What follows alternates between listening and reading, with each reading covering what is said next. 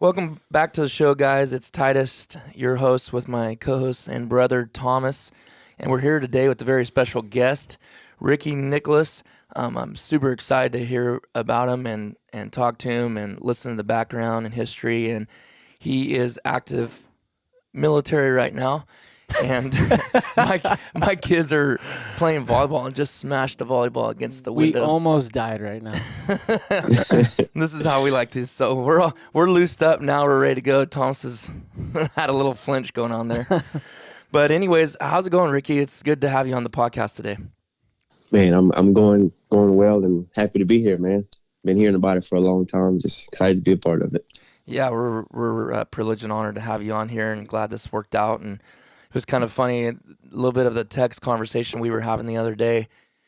It just kind of came out. I mean, we've kind of semi been introduced through text, but to talk in person is just obviously, or on the phone's way better than text. But we'd like to hear about your background and what you got going on in your life before we dive into the other stuff.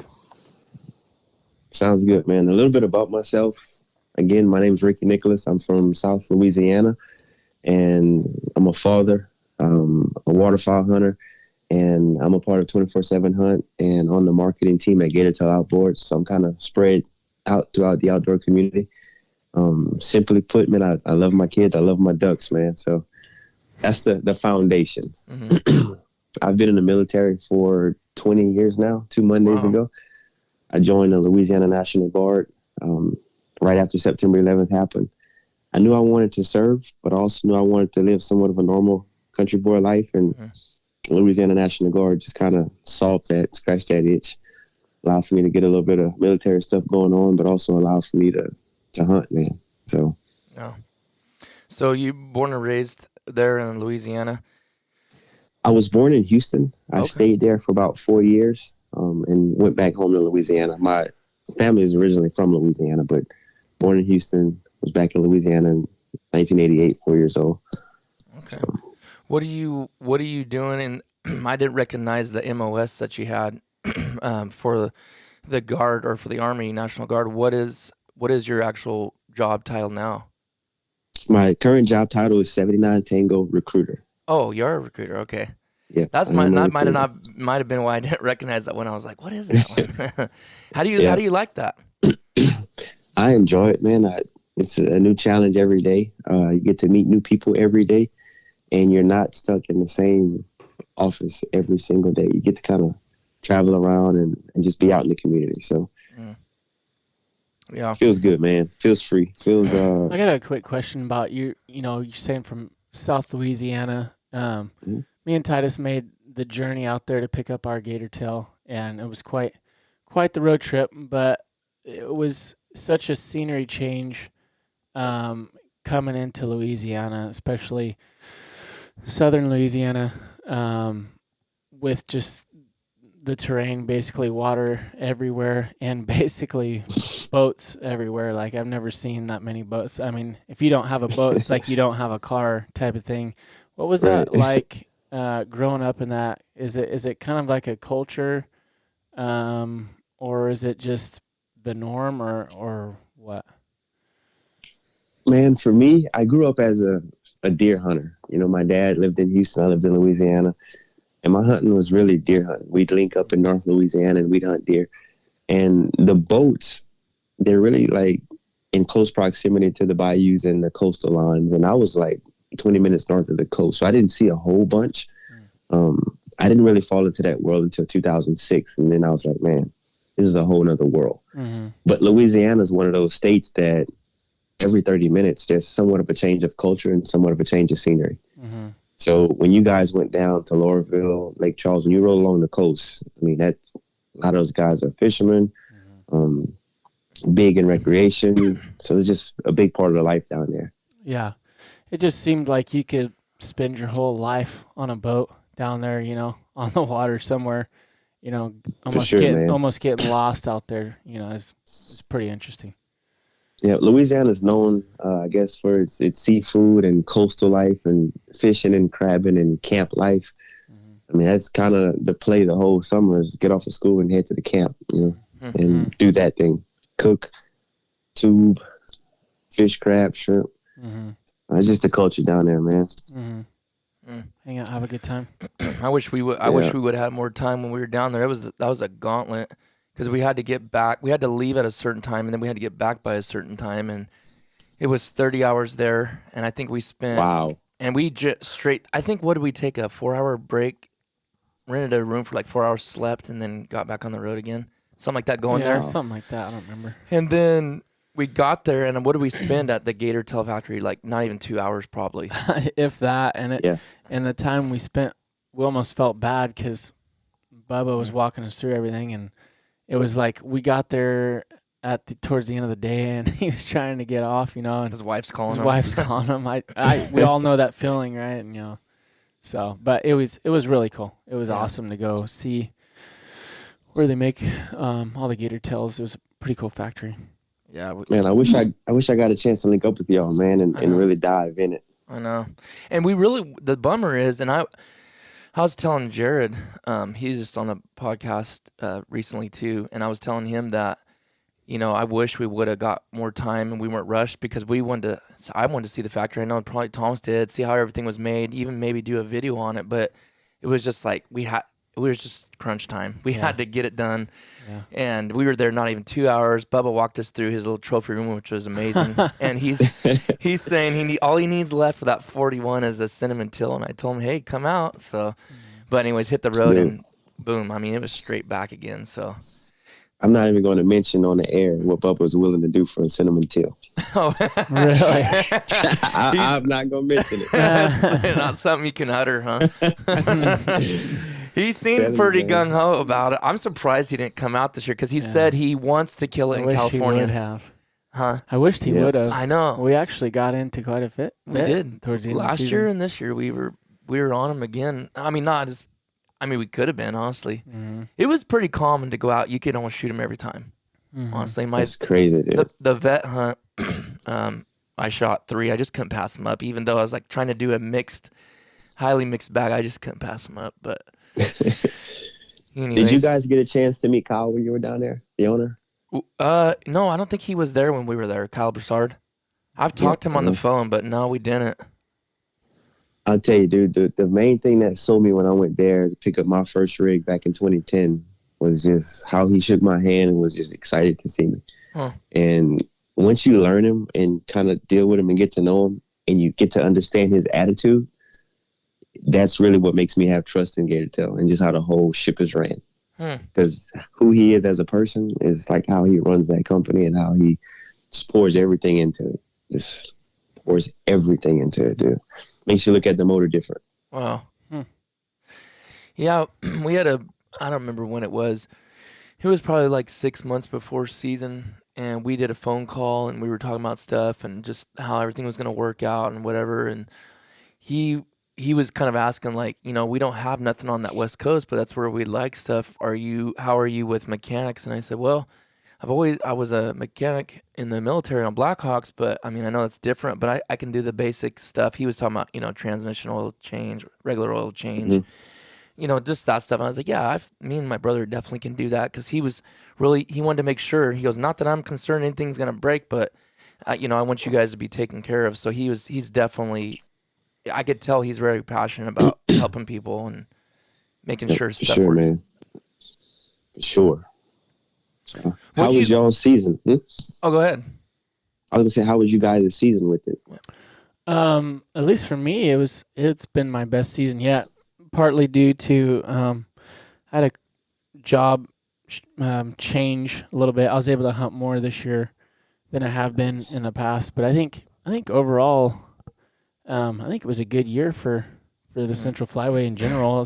In our Pacific area, Flyway. Or excuse me, Pacific Flyway. But yeah, I think the timing of some of our trips that we took this year, and then just around our home base, overall we did pretty well. I think. Yeah, that boat. You were saying with the boat too, right? I mean, right. Like how was the adjustment period of not having a Gator Tail and then owning one and then operating it and being in full go mode with it? So I will say one thing that was kind of a bummer this year is some of the areas that we were wanting to hit with the boat. were affected because of some dry conditions, lack of water. Mm-hmm. So we had to kind of adjust there and pivot. But, the times that we did use the boat and the opportunities we did have, I mean, it's just leaps and bounds. I mean, it opens up a whole nother world, right? I mean, it is a lot different than what we were used to. But I mean, duck hunting is duck hunting. If you know how to get on birds, you'll get on birds. The difference was, some of the areas that we went to had different challenges, and just scouting in general, I guess, and that just comes down to putting in time in scouting, really. Yeah. But the freedom that comes along with having a boat is just amazing. My biggest thing was, and Kanton's already said already, but we have grown up on the refuges out here in California, and if anybody knows, and a lot do that listen to this, I can't tell you how many times I've have people around me 100 yards in every way, Right. and you can't work birds. That's why you guys, pass shooting this and that. It's like, well, you cannot work a bird. You cannot, because every time got everybody on the ground is calling and all these things are going on. People are shooting, even if they're 500 yards away, those shots flare the birds. But it was like with this boat, it was just like, I felt like, and I know Thomas did too, it was just like we were in our own world so many different times. Not every time we were real successful, but I can tell you there is a stack of birds. A majority of the birds I shot this year that wouldn't have been there. That would not have been there without this boat. Mm-hmm. And Got it. I mean, yeah, it was as Aladdin would say, a whole new world, man. It was awesome. That would actually be interesting to go through your year's stats and see what birds were basically shot off the boat versus. I need to keep that as part of the little tracker thing. Yeah. Yeah, it's a game changer. I somehow started a little mini campaign that it kept on popping up every time I go to write a caption. My boat is my duck lease. And when I actually thought about that concept, it's like, man, that's awesome. That is pretty good. This was a game changer. This put me in a fight, Yeah. It actually made me not a duck sitter anymore. It made me a duck hunter. I'm actually pursuing the duck and not hoping that he comes to my lease. Huh. Yeah, well, that's deep right there. Yeah, actually. dude. It is, man. Hey, that's the truth, though. We were going to the birds. It's like you run the rivers, wherever it's the Snake or the Columbia or the Bight or wherever you're at, you're going to them. And, man, I never even thought about it like that. That's totally why it ups you so much. Yeah. Yes. That's very well said. And I wrote that down. A lot of times you hear people like, this year's garbage, this year's no good, and they basically just go to the same place that they've been exactly forever. Man, it's like, well, it'll be good once the birds go to where you hunt, but the birds are still here, they're just not where you go and hunt at. Exactly. Man. And a lot of guys are at a different stage in their waterfowl journey. Some guys, man, they just want consistency. They want a comfortable blind, they want steady coffee, and they want the same old spot, and if they happen to see a duck, they happen to see a duck. And some guys actually accept the challenge and really want to go and see the world. They want to see what the birds see. They want to really get out in those crevices and enjoy that chapter of it. Which sounds like where you and I are. It's like, man, we want to be on the front lines. We want to be on the front lines in their face, and we want to witness it. Totally, man. Yeah. And I mean, how sick is it? I've had a boat on and off my whole life, from when my dad had it to when I had a bass boat. And it's like, how sick is it to take something you're the most passionate about, which is duck hunting, and then add a boat, which is fun anyways, and ripping through the water, throwing that big rooster tail down the most beautiful God-made creation, and you're chasing ducks. How good does it get? Right. Either whether I'm watching Thomas drive it or I'm driving, it's just like, this is surreal, man. I don't know if that leaves or not. There's a boat involved. You got birds. I'm a photographer also, so you got birds, the killing portion of it. You got photography. You got the boat riding. You got breakfast, which means one of the four is going to happen every duck hunt. And every duck hunt, I'm at 100. I have received the entire experience. One of those 4 would hit. And then too, when you're going new places, you're basically on an adventure.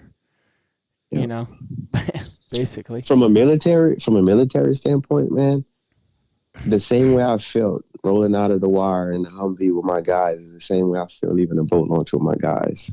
It's just like I feel alive again, man. Like we're on a full out mission. Let's get it, you know. I know.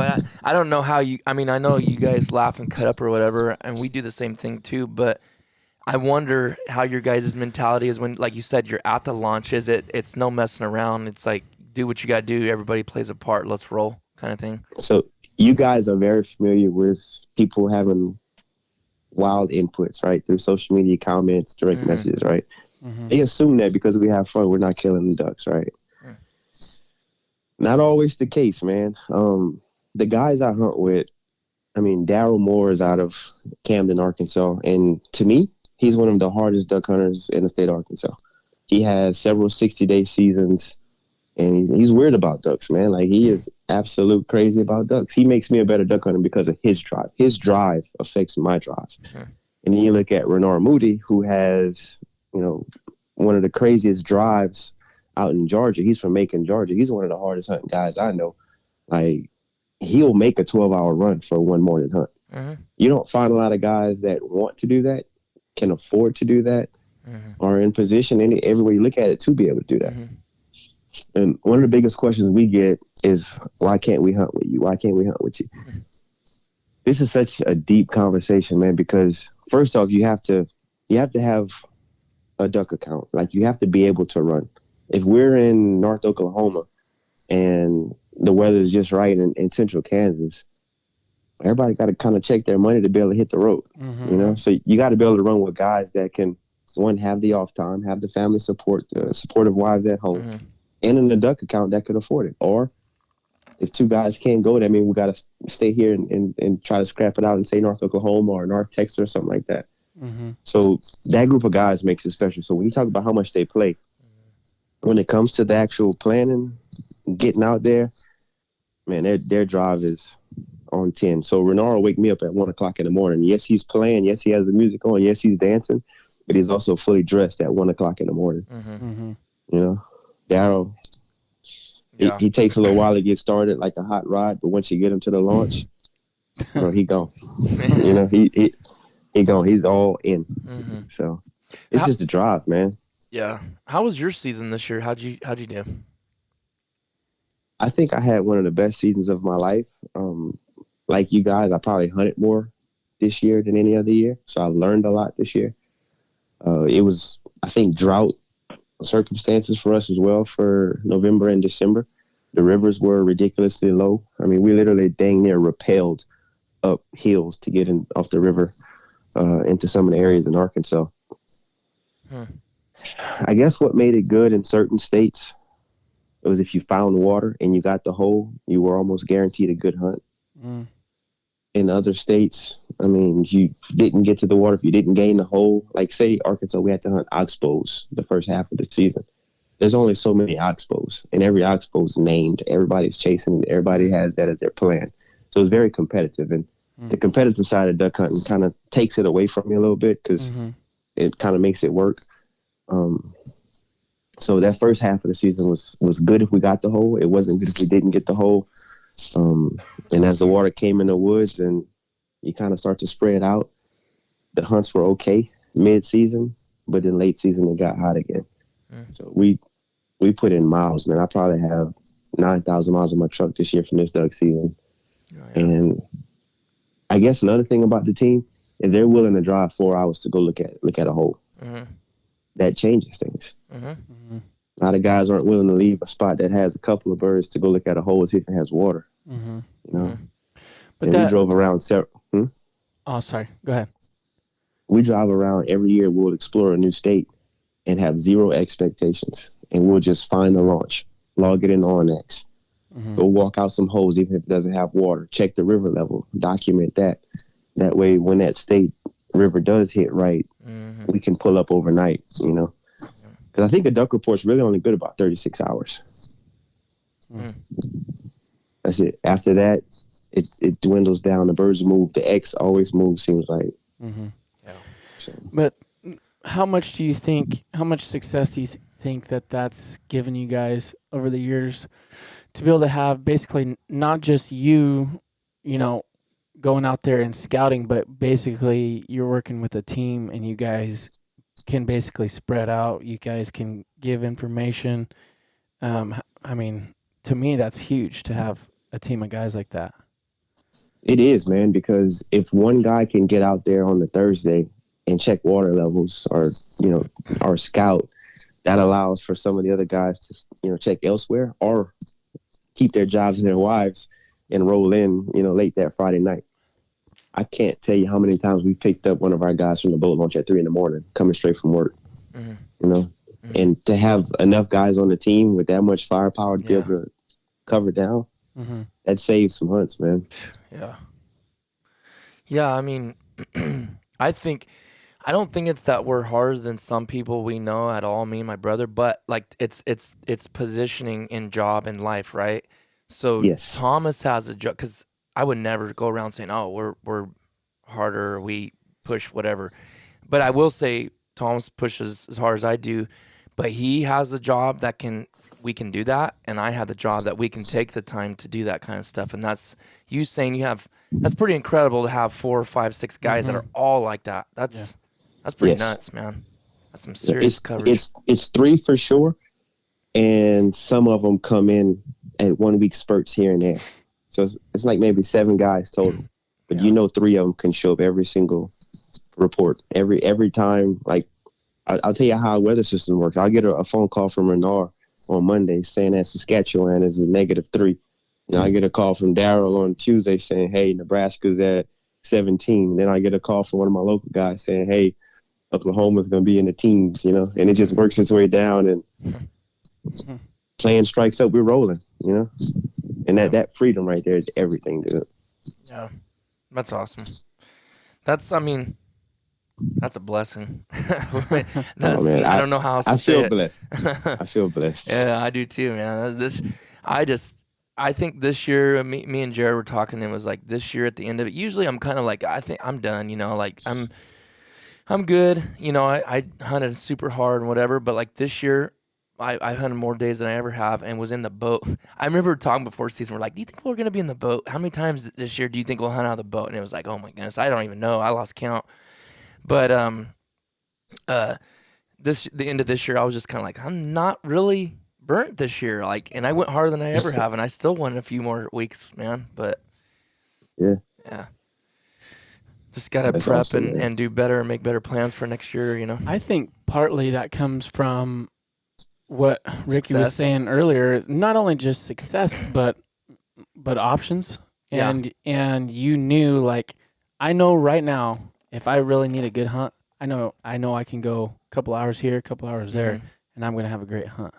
Versus you're basically at the mercy of everything else.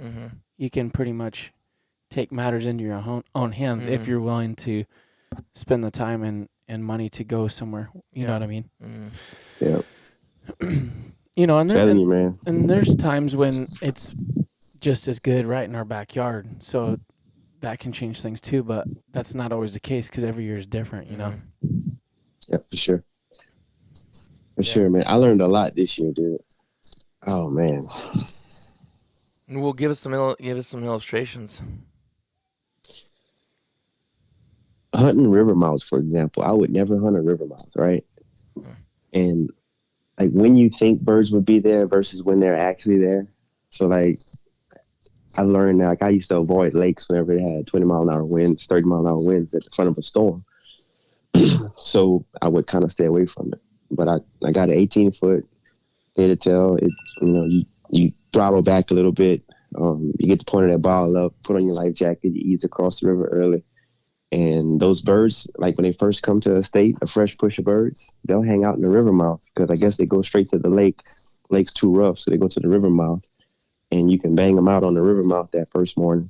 And then the second day, they kind of work their way into the pockets. And so just kind of having an idea of when fresh birds are coming in and where they're more than likely going to be. and then where not to go that very next day to get better success. So just things like that. And so many times I went hunting and I didn't adjust. I just went hunting. Mm-hmm. I picked the spot, got there, stayed there, hunted it 4 days in a row, and went hunting. And just understanding a lot more from the different hunts, on how the X shifts according to weather patterns, and trying to stay on it. That takes, I mean, you said it, experience. I mean, like, either you got to document it, write it down, or you got to have a really good memory bank to put that in there, because that stuff is priceless. I mean, that information right there alone, what you just said, that's priceless to know, because it's, that's true, I'm borderline scared to say it on the air, man. Right. Huge. I know. And that's again, because if someone really takes that to heart and really wants to learn and pays attention, they're going to write that down in their book right now listening to this, and it's going to help them instantly, whereas it took you how long to learn that, Yeah, for sure. So, but I mean, there's a point you want to help, and you want to, I don't know, either way, even if you know little tricks like that, you still got to learn it. Mm-hmm. You still got to put it to work. And the thing is like you said, when you're getting a push of birds, and if that's what they do is go to the mouth of the river like that, you still got to know when the time's right, regardless. And which river mouth. Yeah, which river mouth. So in all reality, you still got to do a ton of work, So if you bring it back to the basics is enjoying the process, whatever that may be, right? I enjoy the process. And then the second thing is being okay with scratching. Once you finally get okay with scratching, which comes with being able to hunt more, but if you're okay with scratching, then it'll allow for you to hunt a spot that you're kind of questionable on and get data on it. Yeah. That's something that happened this year. We had a lot of grand slams this season, but we also had a lot of strikeouts this season. Mm-hmm. And we also had a couple of grand slams that came from places that we normally would have otherwise not hunted that turned into grand slams so that changed the results as well. So not being scared to have a horrible hunt. I know. I'm still getting over, like, it doesn't crush me, but like, I will tell you this year when we went to Idaho, it was new ground, new turf. We know it's not going to be successful every day. That's just the reality of when you go somewhere new. There's no way. I've been hunting long enough. I already know that. But it was pretty rough. Like, I thought we'd, get on them, then kind of lose them a little bit and then get back on them. And it was just like, and we did shoot birds every day, but it was a little rougher, a big learning curve. But that was the price we were willing to pay. Like you said, I mean, how in the world are you going to know whether you want to go there again or not go there again, and how it is to experience those places if you don't ever do it? And again, the biggest factor is, can you do that? Can you afford? And I think a lot of people are always trying to find, like you said, the home run every time they go out. And it's like, that's just not hunting. That's just not the reality of it. Whether you hunt on a refuge that's only open a couple days a week, or if you go somewhere, you can go 7 days a week and you just pick and choose when you can go, Right. But I will tell you this, we still learned a lot. You're still collecting data, like you said. And for sure, wherever we went, we were doing that. And I think, do you think it was a big learning curve with that boat? I don't feel like it really was. I think it just brought more success, really. I mean, I know there's stuff we learned, but. Yeah. I think maybe just more experience on hunting, bigger bodies of waters, rivers, lakes, that type of stuff. Maybe different bird patterns that they do or areas they like or whatever. But as far as the boat part of it, I mean, like you said, we've pretty much been on or around boats for most of our lives already, so operating a boat wasn't really an issue. Got it. Yeah. We just had I built a. Oh, go ahead. I was gonna say I built a boat this year preparing for the drought. I knew the drought was there. I didn't know how long it lasts. So I called Gator Tail and I ordered the lightest boat that they made.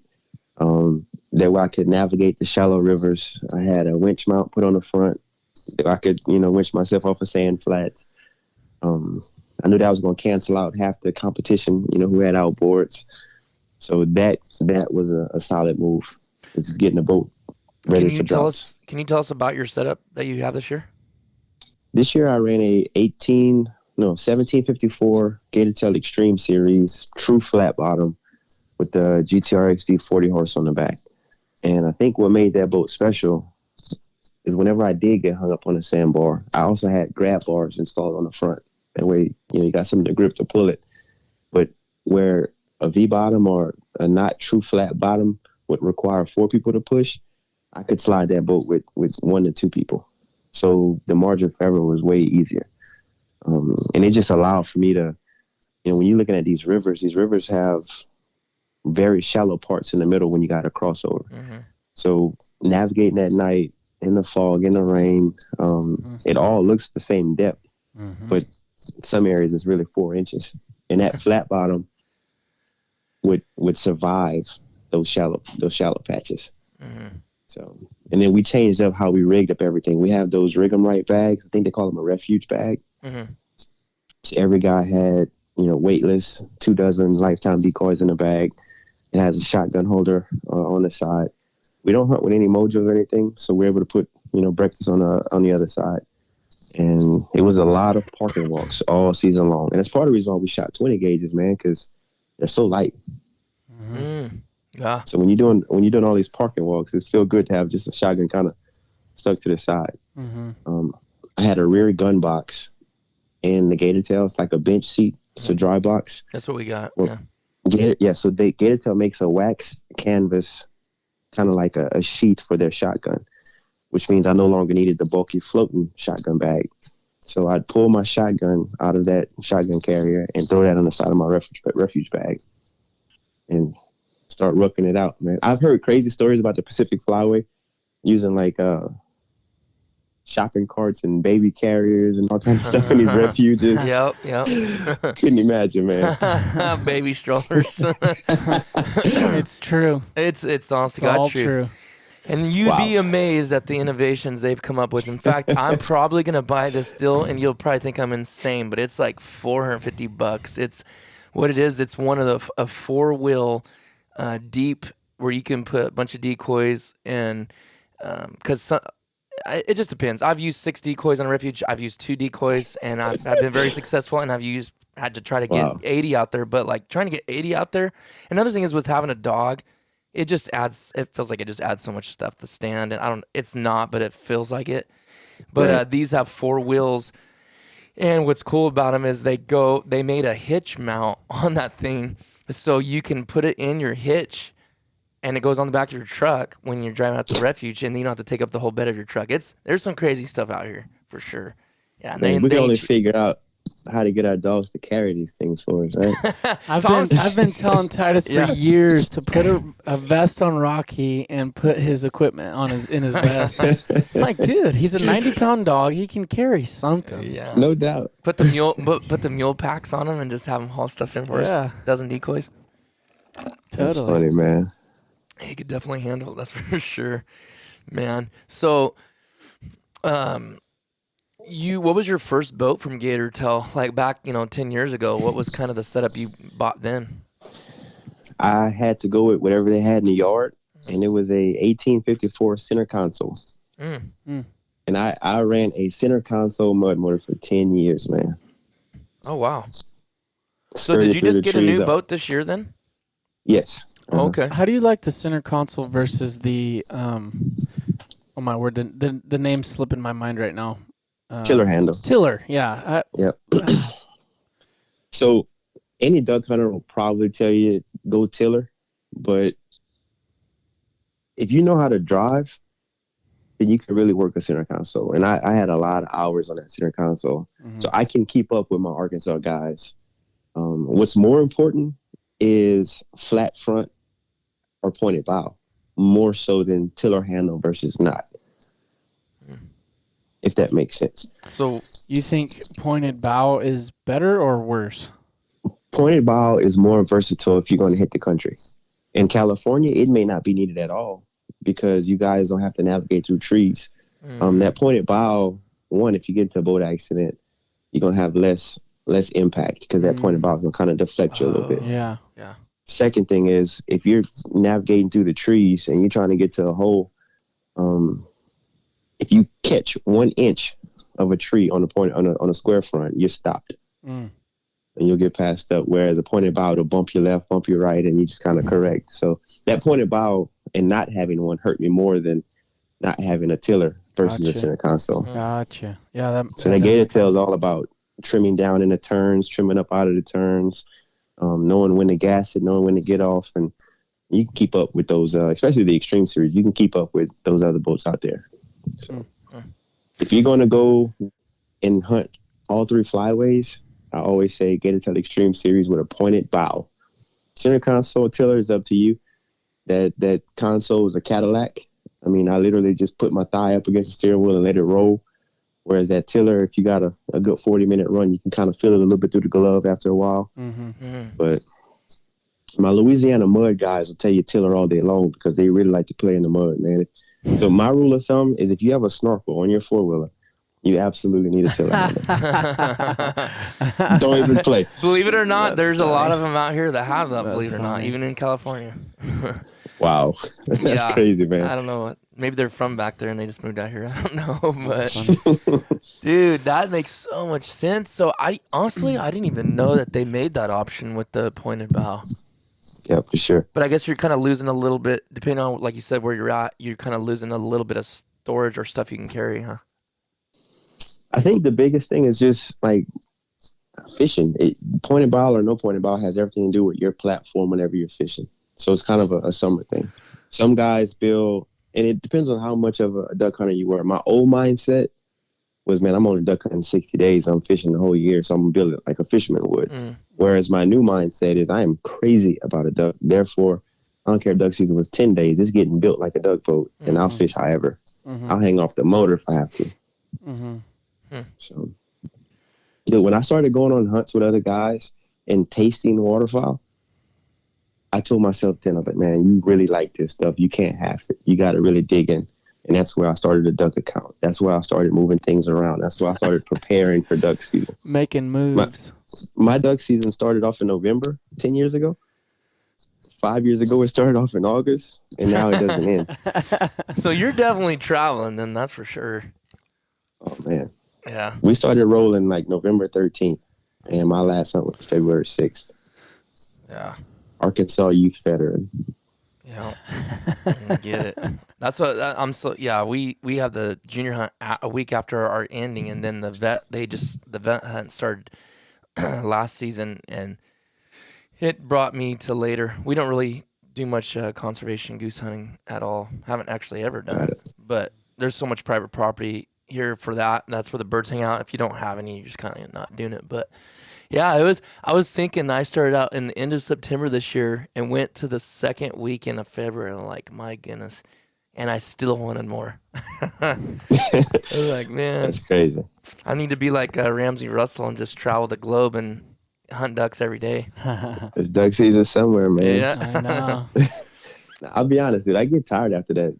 After February, man. I am like tapped out. Yeah. I normally don't conservation goose hunt because I'm trying to save my job, see if I still have a job at least, fix my marriage, reintroduce myself to my kids. I'm your dad. So that's funny. So yeah, the snow goose wins, but that's only the gear up between for the turkey because you have to choose snow goose or turkey. Which one's going to be? Yeah. Hard. And that turkey, man. Oof. When's your guys' turkey season start? When you say you guys, Mississippi opens in March. I think Georgia opens in April, and we'll be in Montana. Traveling. You're traveling then, for sure. Man, we got a big turkey season planned. I'm so nervous about it. Yeah, we start. I think the junior starts at the second weekend or third weekend of March. So, but Getting close. Yeah, something to roll right into.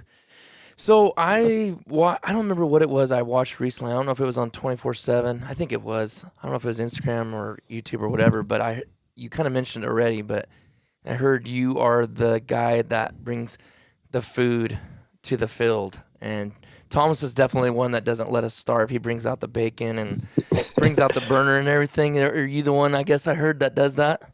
Fat boy hungry, man. No doubt. By default. I was having a conversation with somebody the other day, and they're like, man, you're such a good cook. I was like, you know what? I'm going to tell you my secret. Write this down. I wait till everybody's starving and cold, and I give them something that's warm and edible, and they all love it. Yeah. You nailed it. It's got If you hungry catch it- sauce if you- on it. Yes, if you catch me at Friday evening, you might not feel the same way, but. And my strong point, man, military guy, I can cook anywhere, dude. I got a floating setup, a boat setup, a walk-in setup, and you can keep your beef jerky, man. I like Keep to. that. I like to hear a little bit about these setups. What's your walk-in setup? My walk-in setup, and I have a small one-burner Coleman with a pot with the handle cut in half. That way it could fit. I cook something that doesn't require a butter or anything like that. So I'll get like a smoked sausage or something that has its own lube on it. I don't have to have that in there. And preferably something that doesn't require seasoning and something that's probably pre-cooked. And I started going with a little more pre-cooked food because it seemed like every time I pull my pot out, birds start working. So I had to reduce how much time it took me to actually cook. And then it also have to depend on who's coming.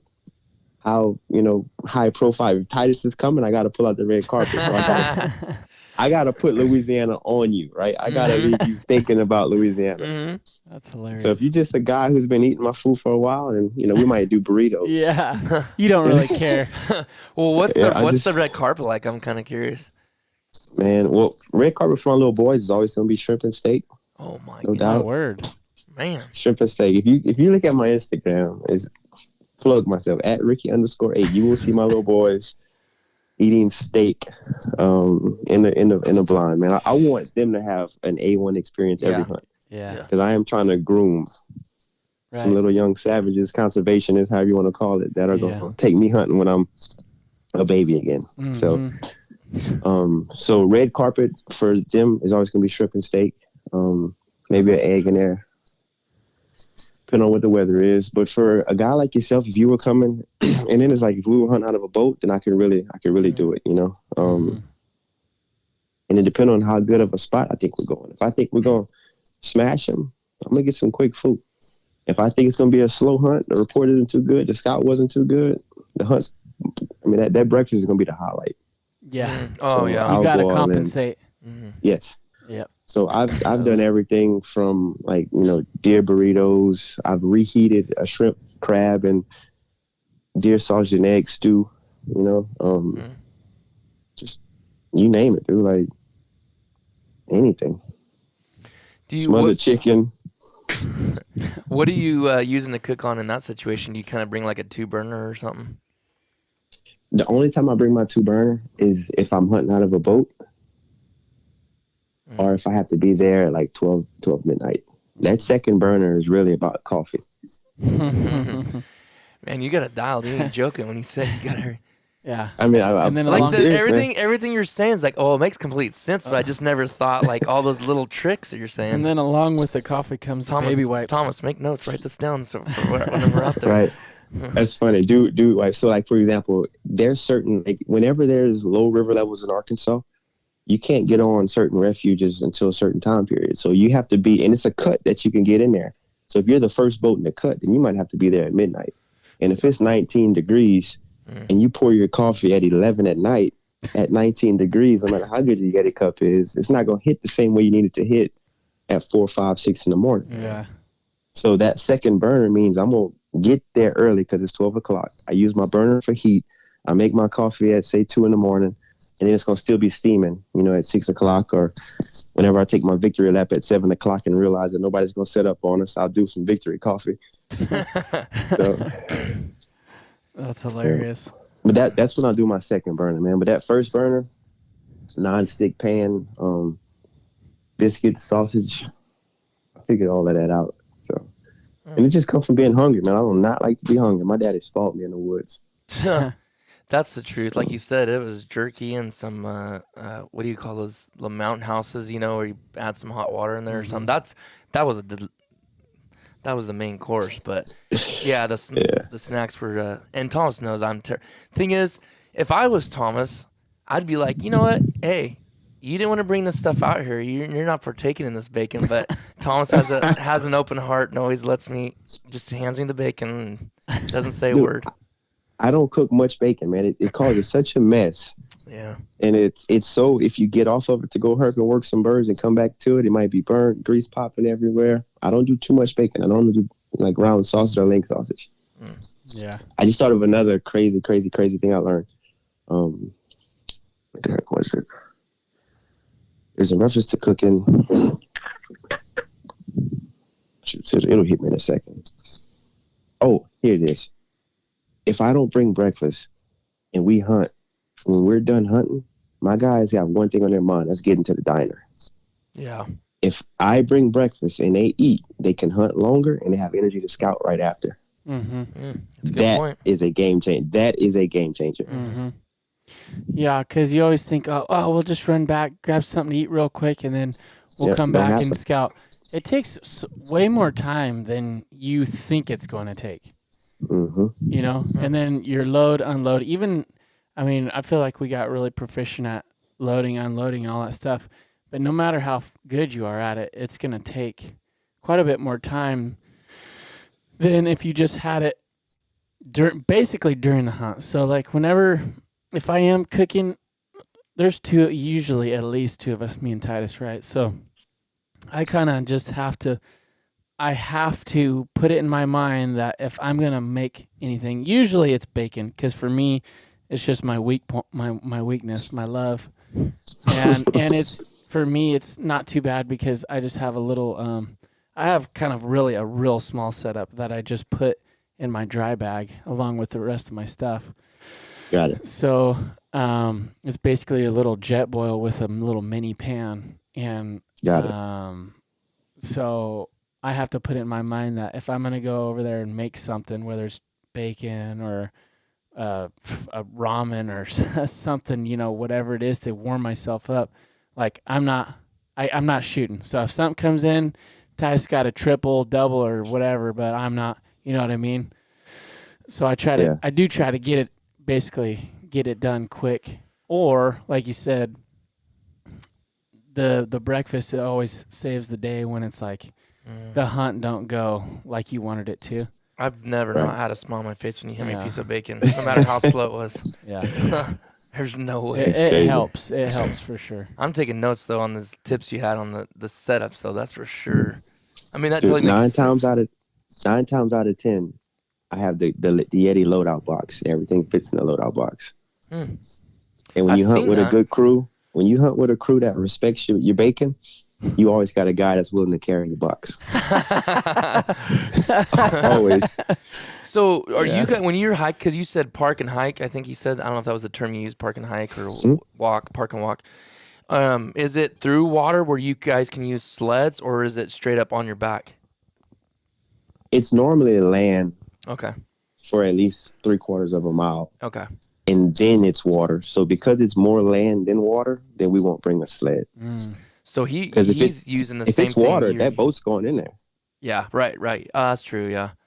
Yeah, that's true. That's kind of a dumb question. I was thinking like it maybe if you go over a little bit of land and then back into the water and whatever, but got it. That makes sense. So you said you were using and we gotta end this because Tom's getting ready to go to work, but it's way too short. I wish we could have talked a lot longer, but you definitely have to come on again. But are you using what'd you say? What brand? You said the Rig'em, Yes, the one for the decoys where you can throw on your back? Yep, Rig'em refuge bag. Oh, yeah, the refuge bag. I have that one. Yeah, for sure. Uh-huh. Gotta have it, dude. That is the best bag. I'm not affiliated with that company. I'm not, that's just a good bag. Yeah, it is. Dude, what's the one you have, Thomas? Is that an Avery? You also have... Thomas actually has a really cool one, too, that's not... You don't really see it marketed much, but it's an Avery bag, and it folds in half because it has two separate for the decoys, but then it has some other slots, and that one... You like that one a lot, I know. Put a slot for your gun and all that stuff. It's pretty slick. Yeah, I mean, you're not going to get a ton of decoys. It's a 12 slot. You can't shove a ton of decoys like you probably could in that refuge bag. But, yeah, I mean, I've used that quite a bit. Works well. Yeah. But, well, man, tell us again where, I don't know if we even got that for you, but tell us where they can find you, the listeners, and anything you want to say before we end this podcast? My name is Ricky Nicholas, and on Instagram, it's Ricky_8. I like to engage with guys. I like to engage with guys about, who are taking the same journey as me, whether it be fatherhood, hunting public land, getting your boys and your sons into it. 24/7 Hunt is the group I'm with, and that's as is 24/7. I'm sorry, 24.7 Hunt. We have a few YouTube videos out there, so I just appreciate the opportunity to be on, man. I like to, chit chat with like-minded guys, and I respect the heck out of what you guys are doing in the Pacific Flyway. Thanks, man. That's the same for you. And I'm gonna tell you, I support you, because when anybody does what we do, you don't have the most love everywhere you go, but we do it for the right reasons, man. Don't worry about it. And I just want to encourage you guys to keep going. At the end of the day, conservation will win, so that's why I don't let it bother me. I appreciate that. Yeah, same for you. Same thing, man. I appreciate what you guys are doing. And it's always good to get that encouragement from other people. So, absolutely, you'll be man. coming on if you want to. We would like to have you back on really soon. I feel like we didn't cover half the topics, but that was amazing conversation, and I know everybody listening is gonna love it. So, awesome, well, guys, brother. I appreciate y'all having me, man, and y'all take care. Yeah, thank you. All right, guys, thanks for listening. We'll see you guys on the next episode.